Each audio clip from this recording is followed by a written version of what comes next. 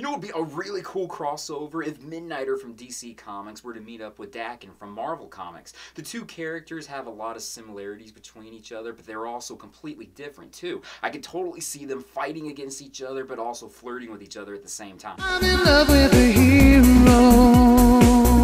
I'm in love with the one who will. Hello, comic book people of the world! Let's talk about Iceman issue number 10. This is written by Sina Grace and it was illustrated by Robert Gill. Major spoilers, major spoilers, you've been warned. If you've been totally in the dark about everything, recently Bobby Drake, Iceman, came out of the closet as being gay. He started to explore the dating scene somewhat and he met up with a guy by the name of Judah, who he quickly became very close with, and now he's his boyfriend. Unfortunately though, he lives all the way on the West Coast while Bobby lives on the East Coast. So Bobby decided he's going to move to the West Coast, but not just for Judah, he just wants to make a huge change in his life. Some of his teammates decided to throw a going away party for him. Unfortunately though, Daken had other plans. Iceman and Kitty Pryde attempted to recruit a new mutant by the name of Zachary, who now goes by the name of Amp, but he quickly turned to the dark side and became a pupil of Daken. Daken arranged for most of the adults to be away from the academy when he attacked, and he also arranged for the new students to be trapped in the danger room. Another key note, if you're not aware of this, Daken also has an apocalypse seed within him. This means that he has the potential to become one of the 4 horsemen of apocalypse,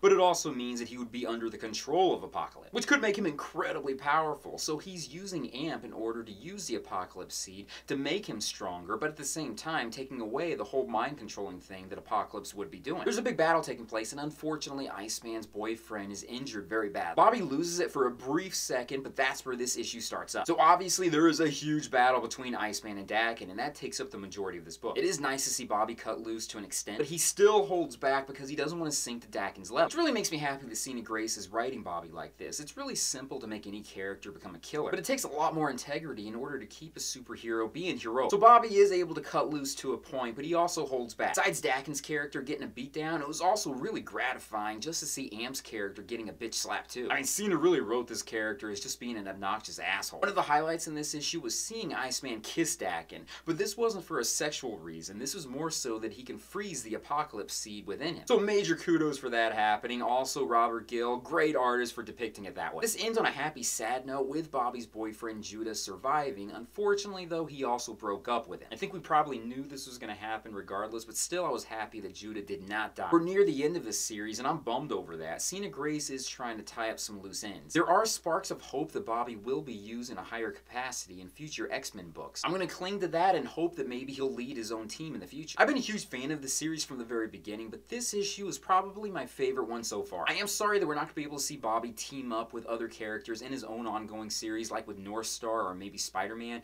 Those could have been so incredibly awesome. But there is still hope that maybe it'll happen in other books. You never really know. But I'll leave it at that point. I really enjoyed this issue, but what did you think? Did you read this issue? Leave comments down below and let me know. With that, I will leave you. If you made it up to this point, you're pretty darn awesome. Check out my Patreon site when you get a chance. Check out my social media sites, my websites, and everything else out there. Peace, love, namaste, and I'll see you guys later.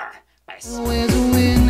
He's a prominent figure. I didn't like about this series was Iceman's costume. The adult Bobby Drake, I feel like he got the shorter end of the deal and his younger counterpart got a much better one. But I'm hoping in the next series it comes out, they're going to fix that.